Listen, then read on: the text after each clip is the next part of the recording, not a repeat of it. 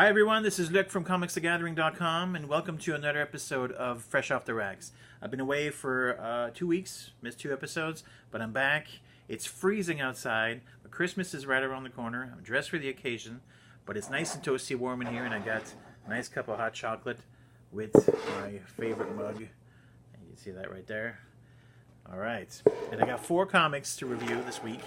I have one from Dark Horse, one from DC, and 2 from Marvel. So, speaking of Christmas, which, like I mentioned, is right around the corner, we'll start with the new Hellboy one-shot called Hellboy Krampusnacht. Basically, Krampus, the Scandinavian or demon who's basically the anti-Santa Claus. So, Krampus has been it's been around in pop culture lately, but it's been around as a legend and a myth for ages. It's only recently in the last year or year and a half. I remember last year there was the movie Krampus, which I own on Blu-ray, and if you haven't seen, you got to see, which is a great film. So the character of Krampus has been around. It's just a matter of time before, he's pitted against Hellboy. So there it is. Yeah, so this one is written by Mike Mignola, no surprise there, and drawn by fan favorite Adam Hughes. Great cover right away. And this is a very short story, very simple. Hellboy is, he's called into, where is he here? Where is he going? Somewhere in Europe. Austria, 1978, I believe. Yeah. So, he's summoned by there's these ghosts, and they lure him to this old church, and there's this old guy who reveals himself to be Krampus. And he says that living on Earth is basically not paradise for him. So he'd like to go back to hell, and the only way to do that is he needs to die, and he wants Hellboy to kill him. So, there's some great fights. Hellboy always fighting monsters, never a bad thing. And what I like about this is as the fight progresses, the form of Krampus changes gradually. Like at first he's the demon goat look and with the horns, and then by the end of the fight he's like all skeletal. So and then it's just a short story. It's pretty simple, pretty basic, but it's a lot of fun. And then there's even at the end of the story, there's like these Christmas memories, like snapshots from past Hellboy when he was a kid and when he was a little older, and there's some great shots about that. And it's just a fun story. And then there's no reason not to get it if you like Hellboy like me. This is a nice little treat, and I like just like Christmas movies. I like and Christmas music. I like Christmas comics. So pick that up. Definitely worth your while. So now we'll turn to Metal number 4 from DC. All right, the awesome miniseries. I'll go with 2 issues to go. There's the cover, nice shiny chrome cover. This is an interesting issue because it just focuses on the heroes in this. They're trying to help Batman, who's lost in the dark dimension, dark multiverse, and they're trying to help him out. And then there's the heroes have formed groups of 2 or 3, and then they all have their little missions. And right away, that seemed familiar to me, and I couldn't remember where I've seen that before in which comic. And by the end of the issue, I figured it out. I saw you see that in I don't know if you've ever read Cosmic Odyssey by Jim Starlin and Mike Mignola, who has nothing to do with this story, but he's no stranger to DC. He's done a lot of DC before he did Dark Horse. So, so that whole thing about the team-ups and then all of their missions, and they all have important missions, and they communicate with each other, and all the missions have to be a success, or else the mission fails because there's this big, huge deity. I forget what it was, the anti-monitor or something like that, anti-matter monitor. Can't remember. It's been a long time. If you haven't read Cosmic Odyssey, do yourself a favor, pick it up. There's a trade for it, but it's a badly reprinted trade. If you can find the individual issues, just go ahead. It's 4 issues. You can get them at Comic Cons anywhere, or just order them online. It's from, I believe, from the late 80s, early 90s, I think, if I'm not mistaken. But anyways, so I definitely got a vibe of that series reading this new issue of Metal. Yeah, so there's, I'm not going to reveal what happens at the end, but the story's progressing. I mean, I'm looking forward to number 5 and number 6 when it wraps up. I find that this issue was kind of slow. There's some stuff going on, but I don't know. And plus, it seems like such a long time ago that issue number 3 came out that as I was reading this, I was a little lost. I was like, well, what's going on? And I couldn't remember. I should have reread number 3, but I think that when the series, I think there's a lot of gaps between the issues by having these one shots, that sort of tie in. And I guess if you don't read them all, you might be a little bit lost. I don't know, but I think that once all 6 issues, once 5 and 6 come out, I think I'm going to reread all 6 issues in one setting, and that'll be a nice experience. I think it'll be better. As the story flows, will be a better flow for the story. So number 4. I would pick that up. Okay, so we also have 2 from Marvel. We've got Peter Parker, the Spectacular Spider-Man 298, right over here.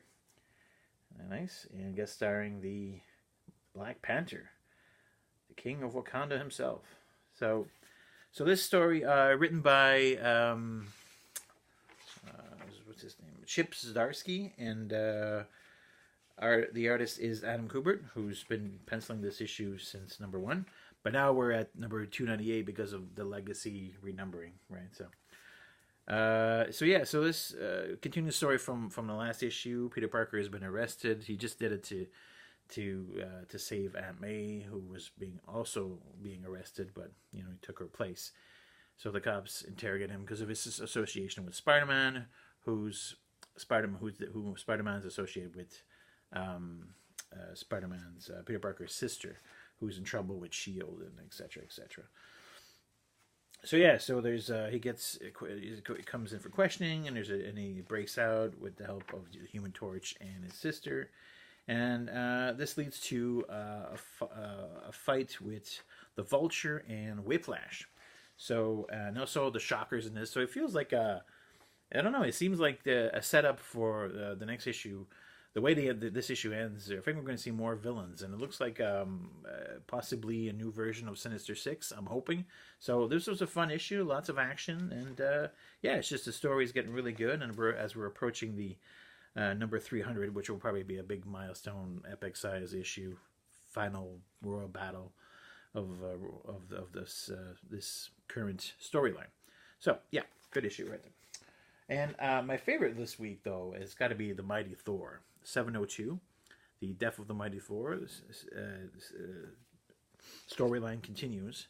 Written by Jason Aaron and artists and the artwork by Russell Dodderman, which I'm unfamiliar with, but it looks really nice. Looks like a painted artwork. Here's the cover.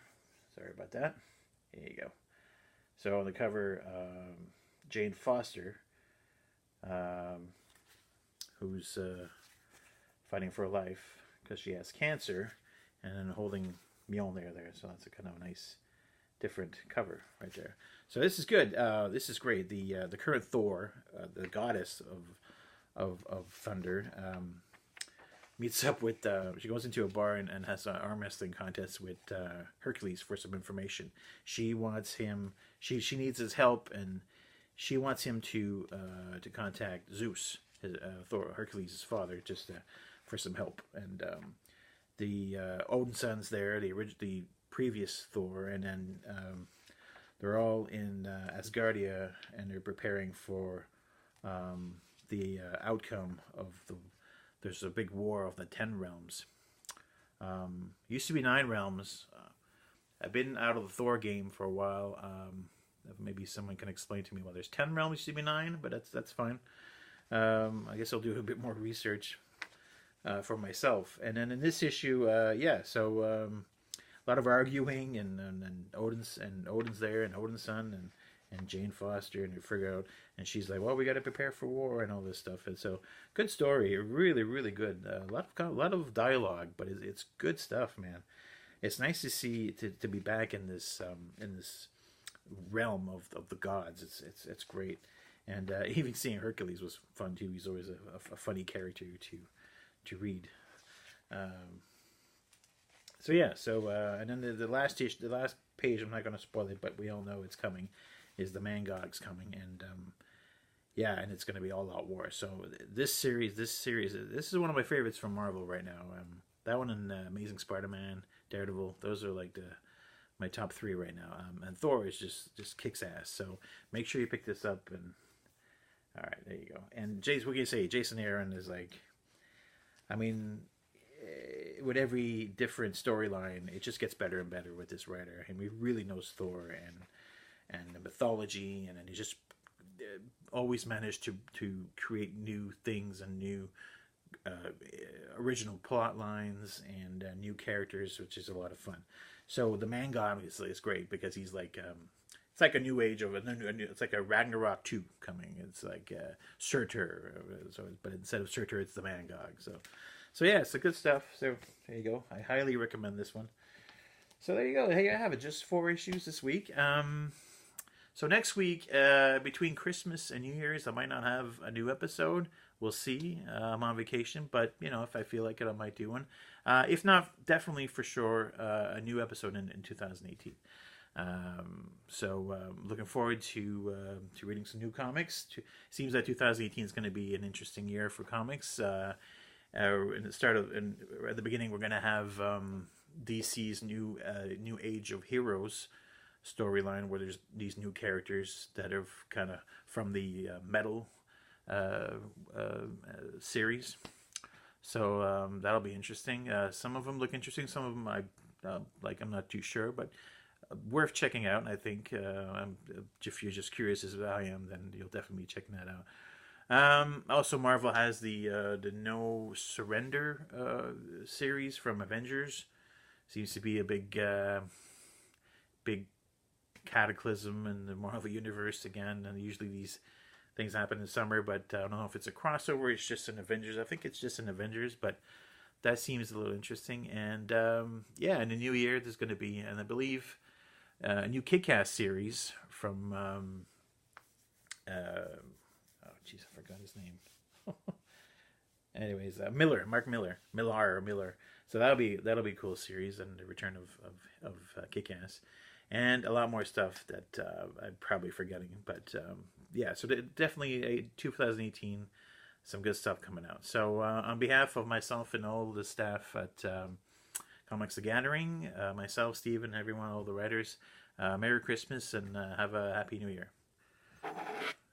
Cheers. Keep on reading.